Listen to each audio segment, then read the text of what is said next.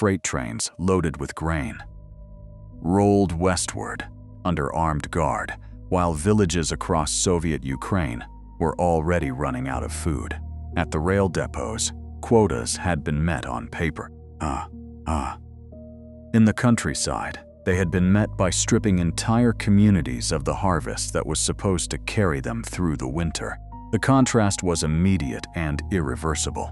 Wheat left the region in sealed rail cars even as families searched empty barns for scattered kernels that had escaped earlier inspections.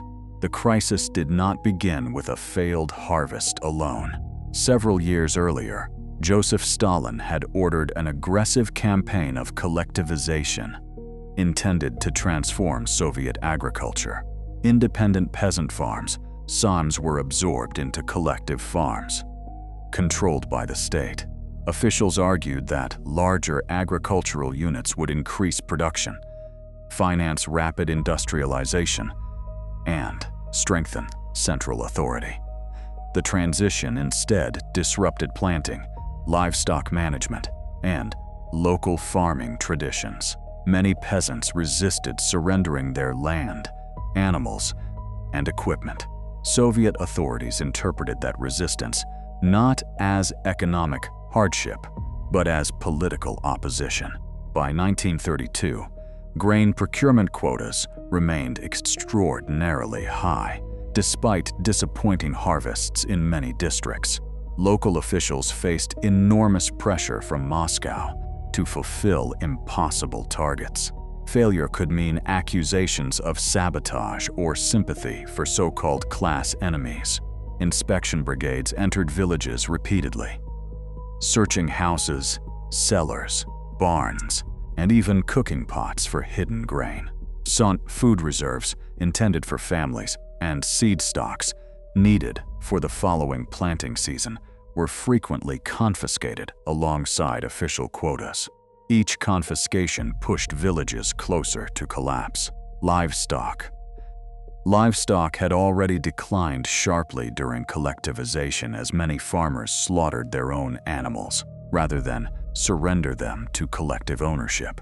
Without sufficient animals for plowing or transport, agricultural productivity deteriorated further. When food stores disappeared, there were few alternatives left. Families traded clothing, furniture, and personal possessions for scraps of food. But neighboring communities faced the same shortages. The Soviet leadership viewed Ukraine with particular suspicion. The Republic possessed some of the Soviet Union's richest agricultural land and had experienced growing expressions of Ukrainian national identity during the previous decade. Stalin increasingly feared that resistance to grain collection could merge with nationalist movements, creating a political threat as well as an economic one. Policies therefore became more severe rather than more flexible. Late in 1932, additional punitive measures intensified the situation. Villages accused of failing procurement targets could be placed on so-called blacklists. Trade was restricted. Deliveries of manufactured goods stopped. Existing food supplies were removed. Travel became increasingly difficult. As authorities attempted to prevent starving peasants from leaving affected regions in search of food elsewhere in the Soviet Union, what had begun as a campaign to enforce agricultural policy was no longer merely an economic program. Administrative decisions were now determining who retained access to food and who did not. As winter tightened across Ukraine, the machinery of state enforcement continued operating with remarkable efficiency, while the ability of millions of civilians to survive depended on resources that had already been taken away. The famine that unfolded across Ukraine in 1932 and 1933 cannot be explained by weather alone. Harvests had declined, but poor agricultural conditions did not automatically condemn millions to starvation. The decisive factor lay in how the Soviet leadership responded to those shortages. Instead of reducing procurement demands or allowing local authorities greater flexibility, Moscow intensified grain collection, treating every shortfall as evidence of resistance rather than economic reality. For Joseph Stalin, collectivization was no longer simply an agricultural reform. It had become a political test of the Soviet state's authority. The first five-year plan depended grain to earn foreign currency, which financed the purchase of industrial machinery from abroad. Steel mills, factories, hydroelectric projects, and rail expansion all required resources that the Soviet Union could not yet produce domestically. Grain became one of the country's most valuable export commodities, making procurement targets central to the industrialization strategy. Any reduction in grain deliveries threatened more than economic statistics. Soviet leaders feared that relaxing quotas would encourage wider resistance throughout the countryside. During collectivization, many peasants had slaughtered livestock, concealed grain, or abandoned farms, rather than join collective agriculture. Officials labeled wealthier peasants as kulaks, accusing them of organizing sabotage against the socialist transformation of agriculture. Although resistance varied greatly from region to region, central authorities increasingly interpreted local failures through the lens of political conspiracy rather than practical hardship. Ukraine occupied a particularly sensitive position within Stalin's calculations. It was one of the Soviet Union's most productive agricultural regions and supplied enormous quantities of grain to the state. At the same time, memories of the Ukrainian struggle for independence during the Russian Civil War remained fresh. Soviet leaders worried that economic instability might strengthen nationalist sentiment or encourage opposition to central rule. Documents from the period indicate that Stalin viewed developments in Ukraine with growing suspicion, believing that political loyalty could not be separated from agricultural performance. This combination of economic pressure and political distrust shaped every major decision during 1932. Procurement quotas remained largely unchanged, despite evidence that many districts simply lacked enough grain to satisfy official demands while feeding their populations. Local Communist Party officials found themselves trapped between impossible orders from Moscow and desperate conditions inside their own communities. Reporting lower harvest figures risked accusations of incompetence or deliberate deception. Many, therefore, continued confiscations long after villages had exhausted available food supplies.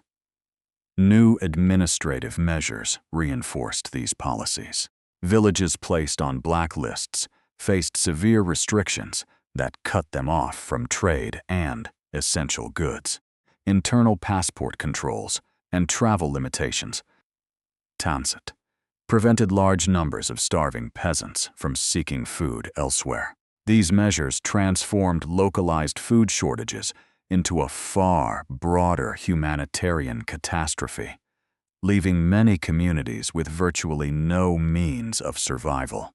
By the end of 1932, the Soviet leadership had committed itself fully to maintaining procurement targets, despite mounting evidence of widespread starvation.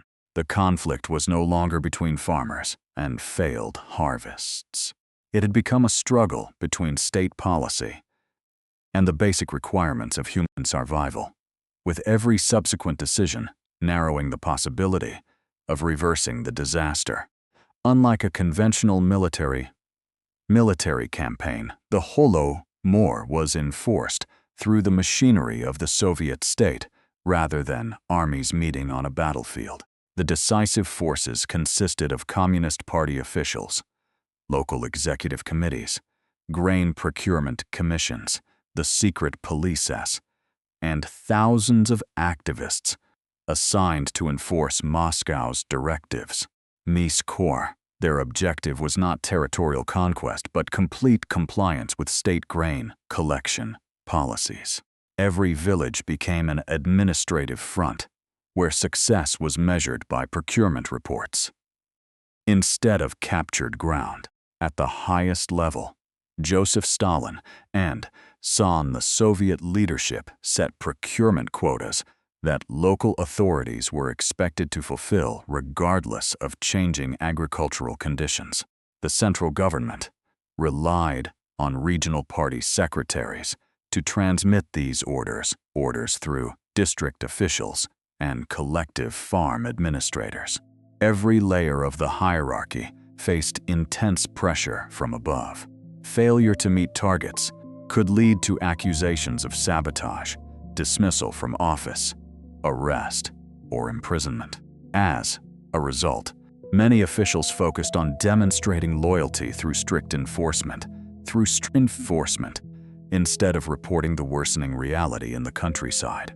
The geography of Ukraine made the campaign especially significant. The Republic contained some of the richest black earth farmland in Europe, capable of producing enormous quantities of grain during favorable years.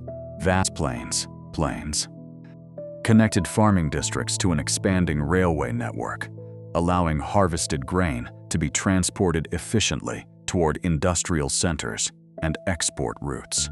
From Moscow's perspective, this landscape represented one of the Soviet Union's greatest economic assets. Maintaining grain deliveries from Ukraine therefore became a strategic priority, even as harvest yields declined. Yet the same geography also exposed critical weaknesses. Agricultural production depended heavily on seasonal labor, healthy livestock, and sufficient seed reserves for future planting. Collectivization had already disrupted all three. Millions of peasant households had surrendered land and equipment to collective farms, often with confusion over management and responsibility. Livestock numbers fell sharply after widespread slaughter. During the early stages of collectivization, tractors existed, but remained too few to replace animal power across such a vast agricultural region. Even where fertile soil remained, productivity declined because the farming system itself had been destabilized. Logistics further widened the gap between official expectations and actual conditions. Procurement brigades could remove grain from villages quickly, but the state lacked an effective mechanism for measuring how much food families required simply to survive until the next harvest. Reports flowing upward emphasized quotas fulfilled, rather than nutritional conditions within rural communities. Local officials who attempted to explain shortages often risked being viewed as unreliable, or politically suspect. Consequently, information reaching senior leadership increasingly reflected administrative success while concealing humanitarian collapse. The Soviet plan assumed that resistance, not scarcity, explained procurement failures. That assumption shaped every subsequent decision. Additional search teams were dispatched. Confiscations became more exhaustive. Seed grain and household food reserves were frequently seized alongside official quotas. Villages that failed to comply faced blacklisting, trade restrictions, and growing isolation from surrounding regions. Lifts off from the Coral Runway. These measures were designed to increase pressure, yet they simultaneously eliminated the remaining sources of food available to civilians. By the beginning of 1933, the Soviet leadership still expected procurement goals to be achieved, despite mounting evidence that many rural districts had already exhausted their supplies. The entire system rested on the belief that hidden grain still existed, somewhere in the countryside. In reality, the campaign was approaching its greatest structural failure. Officials continued searching for reserves that, in countless villages, had already disappeared. Named. By the opening months of 1933, the Soviet leadership had little doubt that food shortages were spreading across large parts of rural Ukraine. Reports from local officials, secret police summaries, and regional correspondents described villages where people had exhausted their grain reserves months earlier. Yet, these warnings did not produce a reversal of policy. Instead, Moscow intensified enforcement. Convinced that significant quantities of grain were still being concealed from the state, the campaign entered its most destructive phase because officials searched for food that, in countless communities, no longer existed. Procurement brigades returned repeatedly to the same villages. Houses were inspected room by room. Cellars were opened. Barns were dismantled. Floors were sometimes probed in search of hidden storage pits. Any grain discovered was confiscated, whether intended for state quotas, seed for the next planting season, or a family's final supply of food. Contemporary records and survivor testimony describes searches extending beyond grain itself. Potatoes, vegetables, preserved foods, and livestock feed could also be seized if authorities believed they had been withheld from official collection. Each new confiscations accelerated the collapse of rural life. Families from the Coral Runway, families that had survived the early winter by rationing small reserves, suddenly found themselves with nothing left to divide among parents, children, and elderly relatives. Meals became increasingly irregular before disappearing altogether. People consumed whatever they believed might sustain them, including grass, tree bark, leaves, roots, wild herbs, and animals that normally would never have been considered food. These desperate measures offered only temporary relief as malnutrition spread rapidly through entire communities. The Soviet government simultaneously tightened restrictions on movement. As conditions deteriorated, thousands attempted to leave their villages in search of bread or employment elsewhere. Many headed toward nearby cities, while others sought passage by rail to regions rumored to have better food supplies. The authorities responded by strengthening internal passport controls and instructing security forces to prevent large-scale migration from famine-stricken areas. Railway stations became places of constant surveillance. Numerous peasants were turned back before reaching destinations where food might have been available. This decision marked a crucial turning point. The famine was no longer confined by agricultural failure alone. Administrative barriers now prevented many starving civilians from escaping the areas experiencing the worst shortages. Villages that had already lost their food reserves became increasingly isolated, while neighboring districts faced similar restrictions. The opportunity to survive through movement, a strategy that had historically allowed rural populations to endure localized crop failures, was drastically reduced. Inside the villages, collective farms also struggled to function. Workers weakened by hunger could no longer maintain normal agricultural labor. Spring planting suffered because there were too few healthy people capable of preparing fields, repairing equipment, or managing livestock. Seed reserves had frequently been depleted during procurement campaigns, leaving some farms without sufficient grain for sowing. The very policies intended to maximize agricultural production now undermined the ability to produce future harvests. Even so, the state continued to emphasize fulfillment of procurement plans. Local officials remained under pressure to demonstrate political reliability rather than acknowledge humanitarian disaster. Many feared that reporting the full extent of starvation would expose them to accusations of disloyalty or sabotage.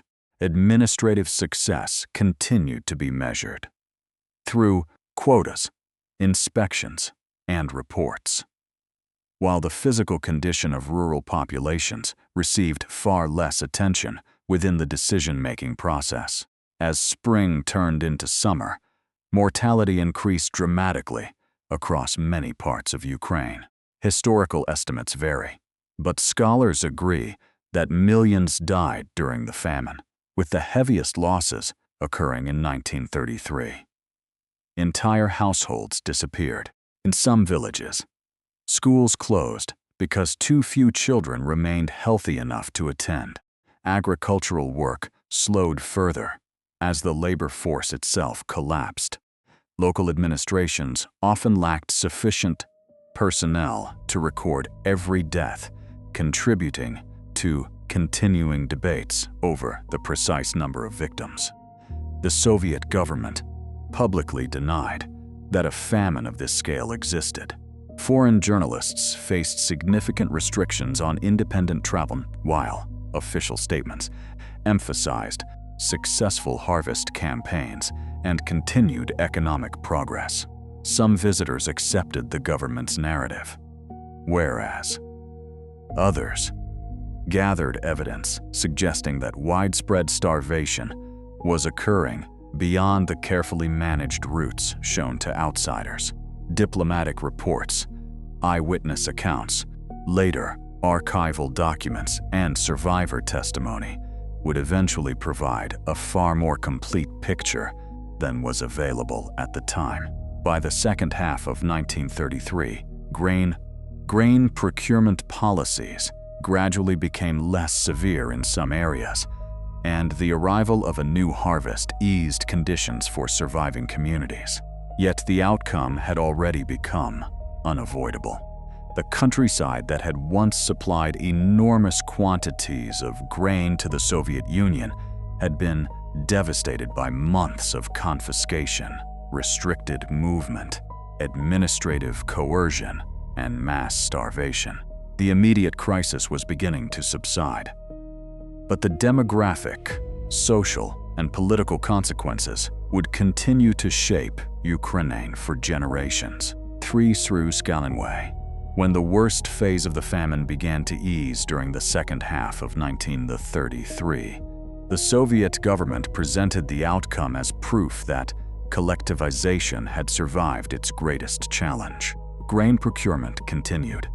Collective farms remained the foundation of Soviet agriculture, and the central government retained firm control over Ukraine's countryside. From the perspective of state authority, resistance had been crushed. The political objective of consolidating power over agricultural production had been achieved, though at an extraordinary human cost. For the villages that endured the famine, however, there was no clear moment when recovery began. Entire households had disappeared. In many communities, the number of working-age adults had fallen so sharply that cultivating the next harvest became difficult despite improving weather conditions. Children who survived often suffered the lasting effects of prolonged malnutrition, while elderly family members were disproportionately represented among the dead. Schools, churches, and local institutions struggled to resume normal activity because the communities they had served had been permanently altered. Nasuka, estimating the number of victims remains one of the most debated aspects of the Holodomor. Soviet authorities did not openly acknowledge the famine, and many official records were incomplete, altered, or never published during the Stalin era. Modern historians therefore rely on demographic studies, archival material, census analysis, and regional documentation to reconstruct the scale of the disaster. Historical estimates differ, but many scholars conclude that between 3 and 7 million people died across Soviet Ukraine as a result of starvation and related causes during the famine. Other studies propose narrower or broader figures depending on methodology, making precise totals impossible to establish with complete certainty. The demographic consequences extended beyond immediate mortality. Birth rates collapsed as famine spread across rural districts. People delayed marriage, postponed having children, or were simply unable to survive long enough to do so. Many villages recorded dramatic population declines that continued to shape regional demographics long after food supplies recovered. In several areas, abandoned homes and empty farmland reflected not temporary displacement, but the permanent loss of residents. Economically, the famine exposed the contradictions within Soviet agricultural policy. Collectivization remained in place. Yet, the destruction of livestock, the depletion of seed reserves, and the death of experienced farmers reduced productivity for years afterward. The state eventually adjusted some procurement practices and invested further in mechanization. But these measures came only after the countryside had suffered enormous damage. The agricultural system survived institutionally, though it required years to recover from the disruption created by its own implementation. Politically, Stalin emerged with stronger centralized control over both the Communist Party and the rural population. Fear became an enduring instrument of governance. Local officials understood that failure to execute directives from Moscow could carry devastating personal consequences. Encouraging greater conformity throughout the Soviet administrative system, public discussion of the famine disappeared from official discourse, and survivors rarely spoke openly about their experiences for decades. The immediate emergency eventually ended with subsequent harvests, but the Soviet Union entered the following years carrying a profound contradiction. One of the world's richest agricultural regions had experienced mass starvation while grain continued to be collected and, in some periods, exported abroad. That contradiction would remain unresolved in official Soviet history until long after Stalin's death. The Holodomor did not end when grain returned to Ukraine's fields. The famine left behind a transformed countryside in which demographic losses, political fear, and economic disruption continued long after the immediate crisis had passed. Survivors rebuilt villages, replanted fields, and resumed work on collective farms. Yet they did so within a system that had demonstrated the overwhelming power of the Soviet state over food production and daily life. The experience altered, not only how agriculture functioned, but also how millions of people understood their relationship with government authority. During the decades that followed, public discussion of the famine remained tightly controlled inside the Soviet Union. Official publications attributed food shortages to difficulties associated with collectivization or poor harvests, while rejecting claims that state policy had deliberately intensified the disaster. School textbooks, newspapers, and public commemorations made little reference to the enormous human losses that had occurred in Ukraine during 1932 and 1933. Lifts off from the coral runway, many survivors shared their memories only with close relatives, aware that open discussion could attract unwanted attention from the authorities. Outside the Soviet Union, Ukrainian émigré communities preserved eyewitness testimony and continued documenting accounts that had largely disappeared from official Soviet history. Historians, journalists, and researchers collected personal recollections, demographic evidence, diplomatic reports, and archival material over many decades. After the Soviet Union began opening previously restricted archives during the late 20th century, scholars gained access to documentation, a far more detailed reconstruction of procurement policies, internal correspondence, and decision-making at the highest levels of government. North, the historical interpretation of the Holodomor remains the subject of continuing international debate. A large number of countries and legislative bodies recognize the famine as a genocide, arguing that Soviet policies intentionally targeted Ukraine's population through confiscation, movement restrictions, and political repression. Other governments and some historians acknowledge the catastrophic famine and the responsibility of Stalin's policies, while differing over whether the legal definition of genocide applies under international law. Although interpretations vary, there is broad scholarly agreement that state decisions dramatically worsened the humanitarian disaster and contributed directly to the mass mortality that followed. The famine also reshaped historical research into authoritarian governments and food policy. It became a central case study in examining how centralized political systems can transform economic crises into human catastrophes when ideological objectives override local realities. Researchers have compared the Holodomor with other 20th century famines, analyzing the roles of administrative coercion, information control, forced procurement, and restrictions on civilian movement. These comparisons continue to influence the fields of political history, economics, and genocide studies.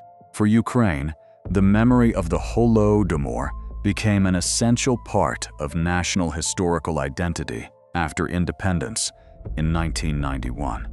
Memorials were established, archives expanded, and educational programs introduced to preserve the experiences of those who had lived through the famine.